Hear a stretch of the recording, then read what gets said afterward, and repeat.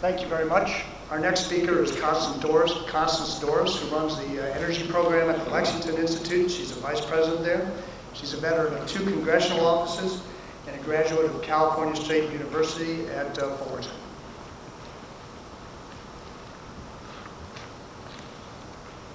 Thank you, Mac. More than half of U.S. states lack policy that allows utilities to release electricity usage data to customers or third parties. Companies need access to electricity data to create new energy products and services.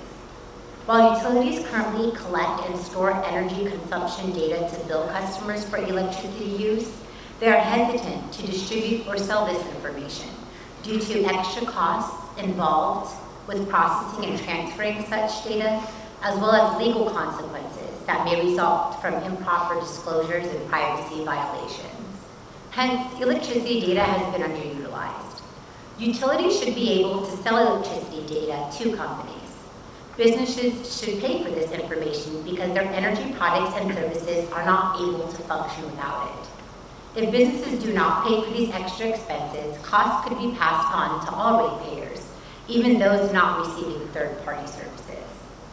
Allowing utilities to sell the data would make up for some of the extra resources and costs utilities have to allocate to manage, store, secure, and transfer this information. Selling consumer data would also provide utilities with an additional source of revenue during a time when some state environmental goals and new technologies result in customers purchasing less electricity from utilities. States that have implemented policies for utilities with an additional source,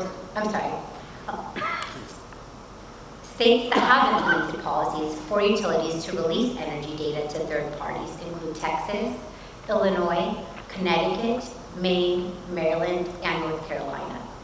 After electricity data is transferred from a utility to a third party, utilities should be relieved of all legal responsibilities.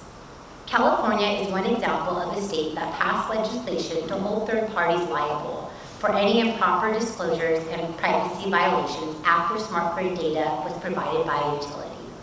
This legislation allows for a balance between privacy and security protections and fosters a new market for third-party participants to better manage electricity use and help customers save on electricity costs. While there is no doubt that electricity data is beneficial to customers and businesses, electricity data can reveal what is occurring inside a home or business. The privacy of customers needs to be protected. Smart grid technologies collect 2 different types of data that could be revealing. One type is personal information, such as an individual's name, address, telephone number, and payment history. A second type is consumer-specific energy usage data, such as the total electricity consumed at different times of the day.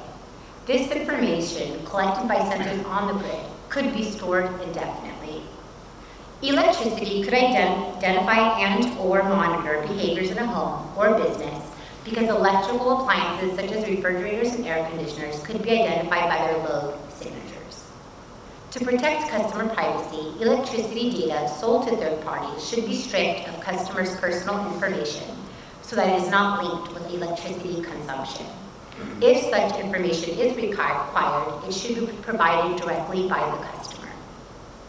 Electricity data has already been used by law enforcement in Texas and California to identify possible residential marijuana growing operations and to obtain a search warrant to access a home for evidence of marijuana production. Electricity data also must be secured from data breaches to protect against loss and unauthorized access and ensure accuracy. If electricity data is not properly secured, hackers could access the information to enable crimes like identity theft, burglary, and vandalism. In addition, this information should only be made available to authorized parties and only accessed with secure online connections. The number of cybersecurity vulnerabilities today are too great for any one organization to handle on its own. The public and private sectors need to collect and share data about emerging threats and software flaws to protect their customers through threat intelligence sharing. The Cyber Threat Alliance is one example of how companies such as Check Point, Cisco, Fortinet, Intel Security, Palo Alto Networks, and Symantec could work together to protect customer data and keep the grid safe from cyber threats.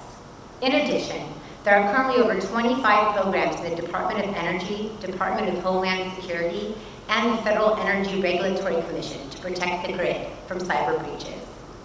Perhaps a repository that stores threat information, such as domain names and internet protocol addresses, could protect smart grid data and electrical infrastructure from cyber risks. The Department of Homeland Security is currently conducting a pilot to score cyber trends, mitigate threats, and calculate risks for enterprise managers and cyber security insurance companies. Maybe something similar for the electric grid would help protect customer data and improve its overall reliability. Smart grid technologies enable customers to manage electricity costs and make the grid more reliable. At the same time, the grid must encourage innovation while respecting customers' personal privacy and security. Thank you.